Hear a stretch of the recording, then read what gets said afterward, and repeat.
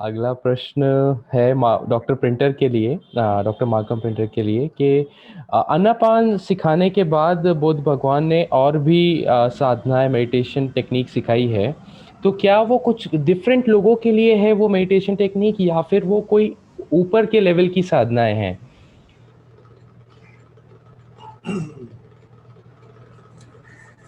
भगवान बुद्ध ने जब भी आनापान प्राप्त किया था तभी वो केवल 6 साल के थे। तभी उन्होंने आनापान किसी को सिखाया नहीं। आगे जाके जब भी 29 साल के हुए थे और जब उन्होंने हर वहाँ उस समय के हिंदुस्तान के सबसे बड़े गुरु के पैर के नीचे सीख के वो उनकी विद्या प्राप्त की उन्होंने, फिर उन्होंने देखा अपने अंदर झांक के कि उनमें अभी भी थोड़ा सा मैल जमा हुआ है। तो आगे जाके उन्होंने लगभग 6 साल तक निरंतर प्रयास किया और वहाँ से उनको ये विपश्यना जो विद्या बोलते या धम्म जो बोलते वो प्राप्त हुआ। तो भगवान बुद्ध जब भी सिखाते थे तभी हमेशा धम्मा सिखाते थे। धम्मा का मतलब क्या? नियम, प्रकृति का नियम। हिंदू धर्म या मुसलमान धर्म या वगैरह वगैरह धर्म कुछ ऐसा नहीं था। धर्म मतलब ऋतु, ऋतु के नियम क्या है वो ही उन्होंने सिखाया। और वो सिखाते सिखाते उन्होंने 3 भाग में उन्होंने सिखाया। एक तो आनापान, दूसरा विपश्यना और तीसरा उससे अधिक वो जो है जिसको हम बोलते हैं मैत्री भाव, जो सबको प्यार बांटना, वो उन्होंने सिखाया। तो उन्होंने ये तीनों चीज साथ में ही सिखाए। कभी भी एक हिस्सा यहाँ सिखाया और दूसरा हिस्सा नहीं सिखाया, ऐसा कभी हुआ नहीं है। तो भगवान बुद्ध का की पूरी जिंदगी आप देखोगे तो एक करुणा की जिंदगी थी, मतलब एक मैत्री की जिंदगी थी। तो बस उन्होंने सभी तीनों चीज सिखाए। बहुत बहुत धन्यवाद डॉक्टर मार्कम। इसी के साथ हमारे क्वेश्चन एंड आंसर राउंड भी यहाँ पे ख़त्म होते हैं और मैं अब आगे बढ़ना चाहूँगा वोट ऑफ थैंक्स के लिए। तो ये सिंपोजियम बहुत ही रोचक रहा है, बहुत ही अद्भुत, बहुत सारी चीज़ों के बारे में हमें ज्ञान मिला है, चाहे वो योग है, तंत्र है, या गौतम बुद्ध की प्रैक्टिस है, विपස්සना है। और आप सभी ने बहुत ही सुंदर तरीके से हर एक सवालों का जवाब दिया, बड़े ही पेशेंटली हमारी चीज़ों को सुना। इसमें मैं प्रोफेसर राज को भी कहना चाहूँगा कि उन्होंने बहुत ही अतरंगी तरीके से सवालों को सामने रखा हमारे एक्सपर्ट्स के सामने, और चीज़ों को और बेहतर तरीके से हमारे सारे श्रोताओं के लिए लाने का प्रयास किया। उसके लिए बहुत बहुत धन्यवाद। और उम्मीद है ऐसे ही आगे भी हम लोग कॉन्फ्रेंसेस करते रहेंगे और ऐसे ही बड़ी ज्ञानवर्धक बातें सीखते रहेंगे। तो अगेन बहुत बहुत धन्यवाद doctor Dubey, doctor Panigrahi and doctor Malcolm. Thank you for being with us. It's been a real honor for us, and I would like to thank from on behalf of Ritanveshi Yogayan organization for all your support and time you have given to us. Thank you once again, sir. Uh, Moving on, I would go with the valedictory session. और इसके अंदर हमारे साथ जो valedictory note देंगे वो है mister Mahesh Sharma. तो मैं उनसे रिक्वेस्ट करूंगा कि कृपया आप महेश शर्मा जी एक बार आ जाइए आप माइक पे। Good afternoon, all. In my valedictory note, am I audible, Prateek ji? जी हाँ, बिल्कुल सर, बिल्कुल। In my valedictory note, I will briefly explain the entire happening of this conference, starting right from the beginning. In the starting, Dr. Rachna Raj Madam described about the vision and activities of Ritambara in particular and Ritanveshi in general. Then our chief guest speaker, sir, Professor R.C. Pradhan, enlightened us with his deep knowledge, spiritual understanding. Sir explained about the consciousness and concluded the life as a journey from finite to infinite and from little to higher consciousness. After that, Dr. Saroj Kantakar sir explained the activities of Ritambara magazine. In his speech, he included the knowledge of Buddhism, Vedanta, and philosophy. Dr. Nilima ma'am explained in detail about the interplay of chemistry and thoughts, and raised a question about the first appearance of thoughts or chemical reaction, which raised the discussion to the next level. Then our mentor sir, Professor Rajesh sir, enlightened us in his presidential speech with the activities of Ritambhara, Ritanuveshi, and with his spiritual knowledge, he inspired all of us to further analyze ourselves and become more conscious about self. This journey of self-realization reached to another level for all of us. We wish to keep progressing under his guidance and achieve. After that, Professor Sushim Dubey in symposium session explained to us the Yoga Sutra, Pranayama, and Asana. He stressed on the inclusion of all these in the life for our well-being and raising our consciousness. He also mentioned some Indian texts regarding Yoga Sutras and yoga. After that, we were all enlightened by the Dr. Malcolm Printer Sir's practical session. In his session, he gave a practice for all to calm and stabilize ourselves. Then in the end, Professor Prashant Panigrahi sir in his speech enlightened us about the highest goal of yoga. He mentioned the union of Jiva and Paramatma through yoga. Results of yoga were also stressed through chakras of body. Association of glands with chakras and effect of yogasana on these chakras were also explained by Professor Prashant. The Anand Marg, that is yoga and tantra, is the path Professor Prashant Panigrahi shown to all the seekers.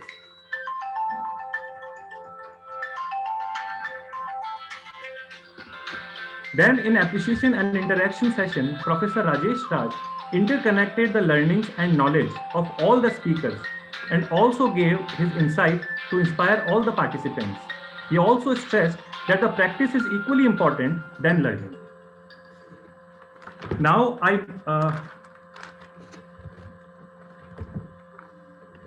I would like to focus briefly on the activities and different sections of Ritanuveshi Institute. First of all, please allow me to share the vision. This speech and this vision sharing is in Hindi.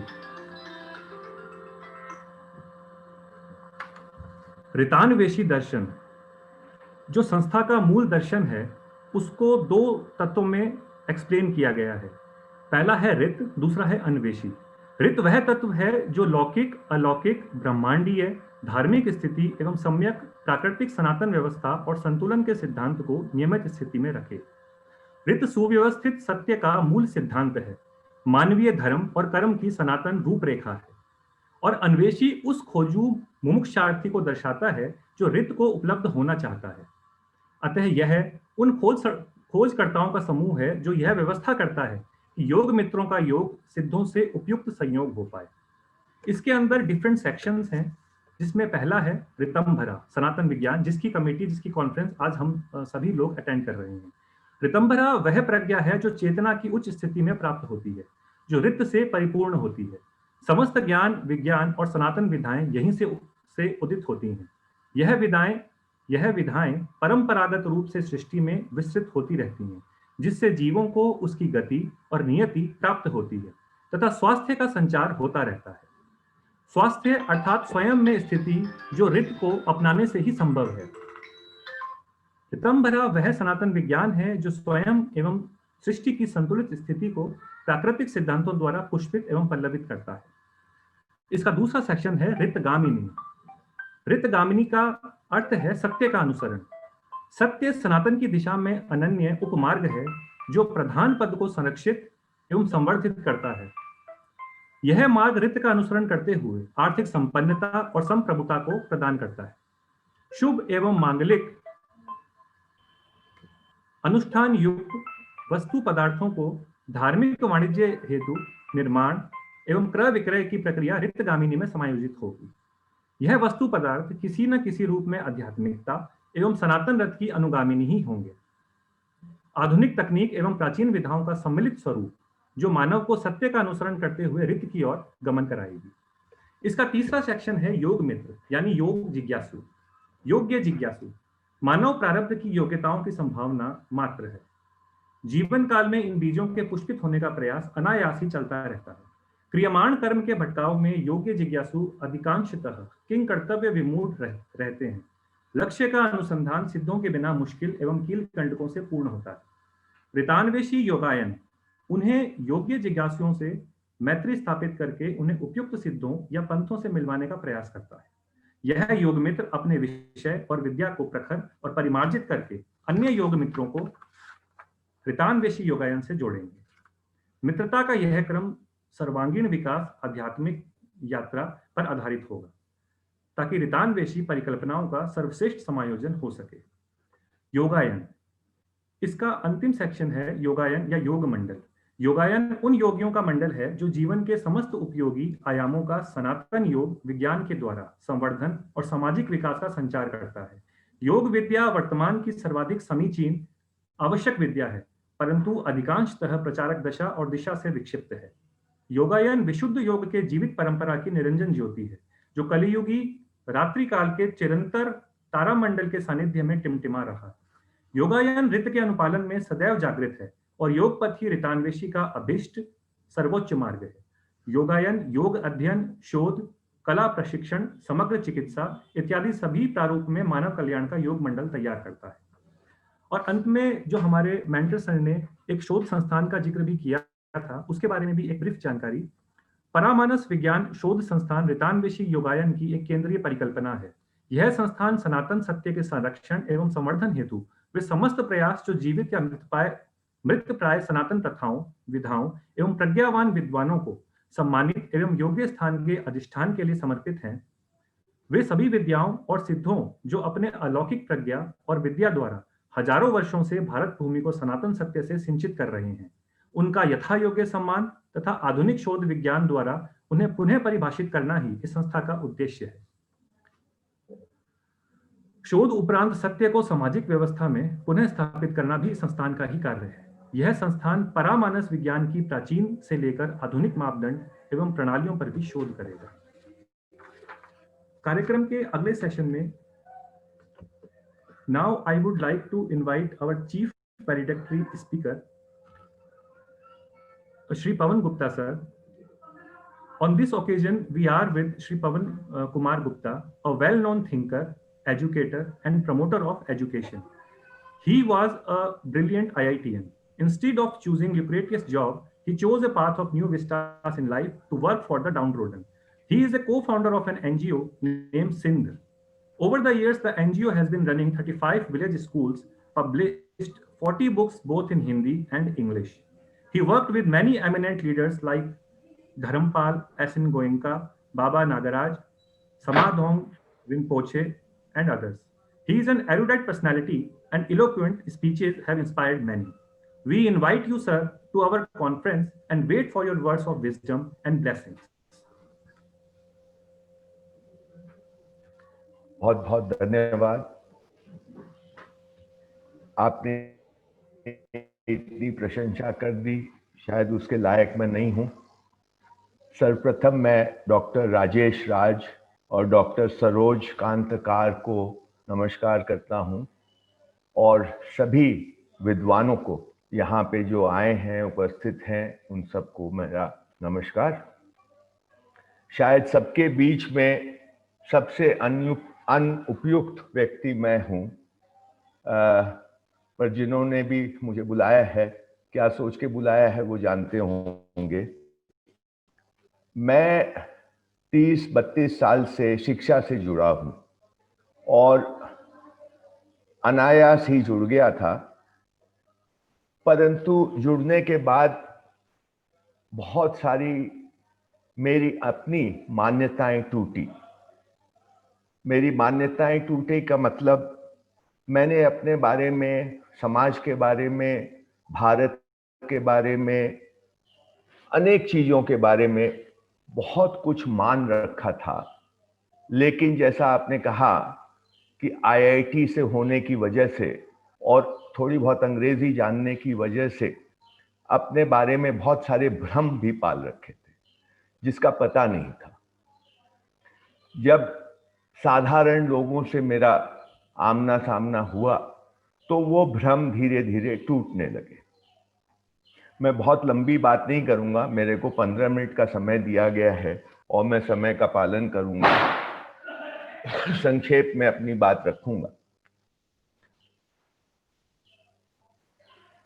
मैं 2-3 बातें रखना चाहता हूं। ये अच्छी बात है कि मैंने पाया कि यहाँ पे मैं अपनी भाषा में बात कर सकता हूँ, भारतीय भाषा में बात कर सकता हूँ, क्योंकि अमूमन इस तरह के सेमिनार सिर्फ अंग्रेजी में होते हैं और ये बहुत ही दुर्भाग्यपूर्ण होता है, क्योंकि हमारे बहुत सारे, खास करके जब हम दर्शन और अध्यात्म की बात करते हैं तो हमारे बहुत सारे शब्द अंग्रेजी में हैं ही नहीं और हम उनको जबरदस्ती ये मान करके कि अंग्रेजी में तो वो शब्द होगा ही क्योंकि अंग्रेजी एक समृद्ध भाषा है, ये मान करके हम उसका अनुवाद करते हैं और वो अनुवाद होता नहीं। धर्म ही एक शब्द है जिसको अगर हम लें तो धर्म का अंग्रेजी में मुझे तो आज तक कोई अनुवाद मिला नहीं। तो ये बहुत अच्छी बात है कि मैं अपनी भाषा में बात कर सकता हूं, भारतीय भाषा में बात कर सकता हूं।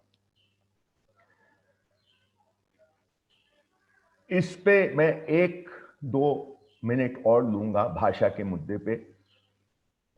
आज का पढ़ा लिखा आदमी भारत का, वो अपनी भाषा से दूर होते जा रहा है। एक जनरल बात मैं कर रहा हूं और मैंने कई यूनिवर्सिटीज में, कॉलेजेस में पढ़ाया है और वैसे कॉलेजेस जहां से बच्चे जब निकल के जाते हैं तो उनको 1 लाख, 2 लाख, 3 लाख रुपए की नौकरी महीने की मिल जाती है और मैंने ये पाया है, मेरा अनुभव है कि इन बच्चों की भाषा करीब करीब खत्म प्राय है। उनकी पूरे शब्दकोश, शब्द का भंडार उनका अंग्रेजी ले करके, और क्योंकि अपनी भाषा को उन्होंने बहुत उसका तिरस्कार किया है, इसलिए अपनी भाषा सिर्फ काम चलाऊ उनकी रह गई है। वो अपनी भाषा के मुहावरे, कहावतें बिल्कुल नहीं जानते हैं और बहुत कम शब्दावली अपनी भाषा की रह गई है। अंग्रेजी और अपनी भाषा को मिला करके उनकी शब्दावली 3,500-4 हजार शब्दों में सिमट गई है। ये मैं बहुत जिम्मेदारी के साथ आपके सामने बात रख रहा हूं।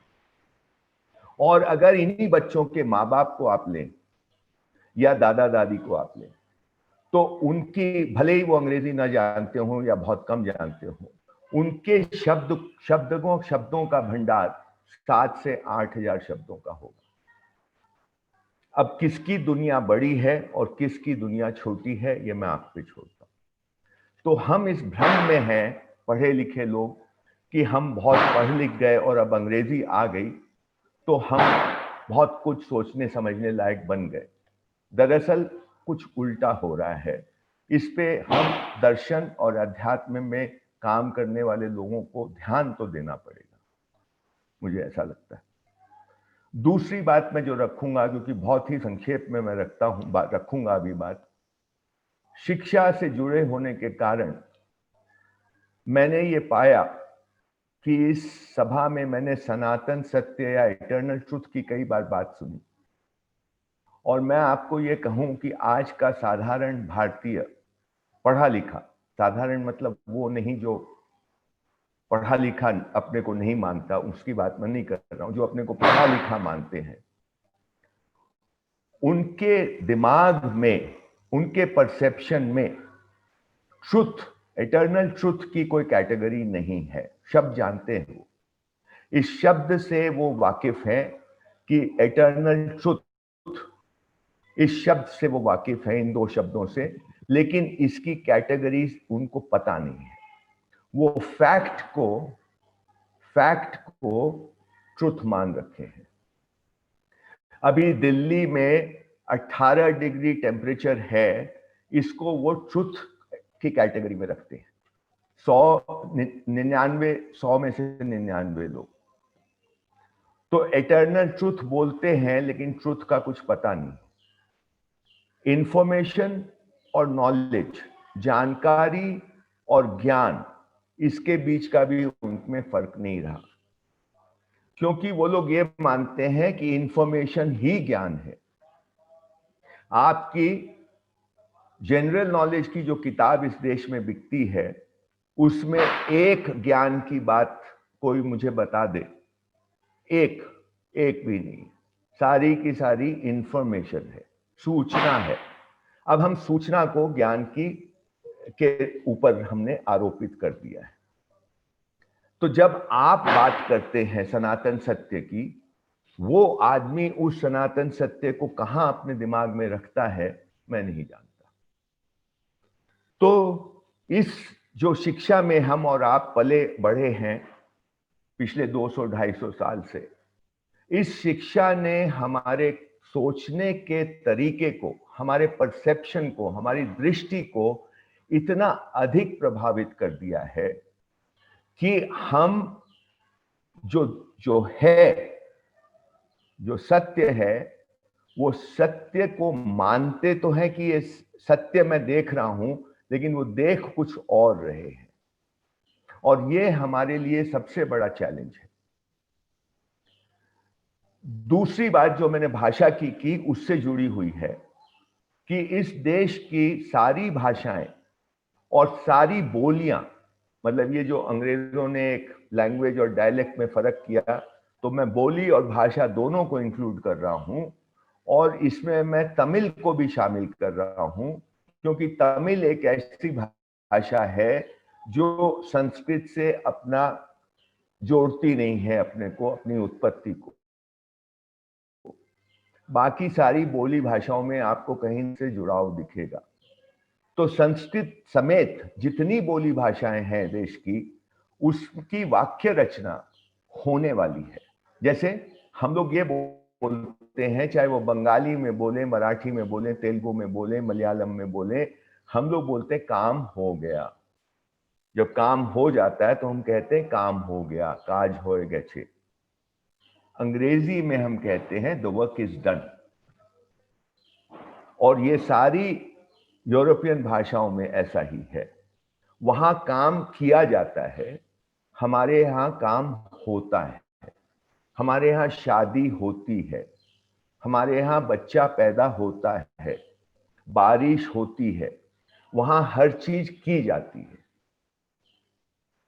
और ये भेद से हमारे परसेप्शन जो बनते हैं, क्योंकि मैं ये जो होने वाली बात है इसको सनातन सत्य से जोड़ता हूं कि हम करते हैं, पर हम सिर्फ निमित्त कारण हैं, हम उपादान कारण नहीं है उस काम के करने में। उस काम का जो रिजल्ट आता है वो होने में, उस परिणाम में हम सिर्फ एक निमित्त हैं, वो होता है। बहुत सारे कारण उसमें योग संयोग होता है, तब वो होता है। इस सनातन सत्य को हमने अपनी भाषा में पिरोया होगा, ऐसा मैं मानता हूं। अब ये बहुत ऊंची बात है और इस पे हमको गर्व होना चाहिए कि ऐसा दर्शन को हमने आम आदमी के लिए भाषा में पिरो दिया। ये कोई मामूली बात नहीं है, परंतु इस तरह के लोग, इस इतिहास के लोग आज न तो इस बात पे ध्यान देते हैं, न इस बात को समझते हैं, और वो होने वाली जो सनातन सत्य की दुनिया है उससे करने वाली दुनिया में प्रवेश कर रहे हैं बहुत जल्दी, बहुत तीव्र गति से। और वो ये मानते हैं कि मैं ही कारण हूं होने में। ये जो भी वाली हमारी संस्कृति है, सभ्यता कहना ज्यादा ठीक रहेगा, हम भी वाली सभ्यता के लोग हैं। और ये भी वाले लोग अब ये ही आइदर और में फंस रहे हैं बहुत तीव्र गति से। तो मेरा, आप सब बड़े लोग हैं, मैं सचमुच में, मैं ये कोई फॉल्स ह्यूमिलिटी नहीं है, मैं अपने आप को विद्वान नहीं मानता हूं। कुछ अनुभव मेरे जरूर हुए हैं और उन अनुभवों को मैं लोगों के साथ बांटता हूं। मैं बहुत विनम्रता से आपसे इस बात के लिए अनुरोध करूंगा कि जो आप काम कर रहे हैं वो न सिर्फ प्रशंसनीय है, परंतु अति आवश्यक है। ये जो भी आपने बीड़ा उठाया है, लेकिन जो दुनिया में खास करके पढ़े लिखे समाज में, खास करके विशेष करके हमारे देश में हो रहा है, क्योंकि मैं औरों की बात इसलिए नहीं करता हूं कि उनके तो विरासत में भी नहीं था ये सब, हमको तो विरासत में बहुत कुछ मिला है। इस देश में तीव्र गति से हमारे दिमाग का परसेप्शन, हमारी दृष्टि बदल रही है, और वो बदली हुई दृष्टि, अगर आप अध्यात्म और सनातन सत्य की बात करेंगे तो उसको कैसे रिसीव करेगा, मेरे को थोड़ा उसमें डाउट होता है। मैं ए कह रहा हूं और सुनने वाला उससे अर्थ निकाल रहा है बी का। मेरा अर्थ जो मेरे अंदर है, जिसकी कोई भाषा नहीं है, मेरे अंदर एक अर्थ है जिसको मैं संप्रेषित कर रहा हूं आपके साथ भाषा में, और एक शब्द दे रहा हूं हिंदी का या अंग्रेजी का या बंगला का। वो शब्द भाषा में है, अर्थ भाषातीत है, और दूसरा सुनने वाला उस शब्द को सुन करके उसको इंटरप्रेट करता है और उसको अर्थ देता है। उसका अर्थ और मेरा अर्थ अगर एक नहीं होता तो संवाद नहीं होता। हम मान लेते हैं कि संवाद हो रहा है। तो आज जो हो रहा है हमारे देश में तीव्र गति से, खास करके विशेष करके दर्शन के क्षेत्र में, कोई टेक्निकल मामला हो कोई दिक्कत नहीं है, मटेरियल जगत में कोई दिक्कत नहीं है, क्योंकि वहां आप दिखा सकते हैं चीजों को। पर ये जो दुनिया है, जो अदृश्य है, जो आंख से, कान से, सेंसर, इंद्रियातीत जो चीजें हैं, प्रेम ही क्यों न हो, सम्मान ही क्यों न हो, विश्वास ही क्यों न हो, आप उसको कैसे समझाएंगे? वो तो सम्मान को पैर छूने तक सीमित कर देगा,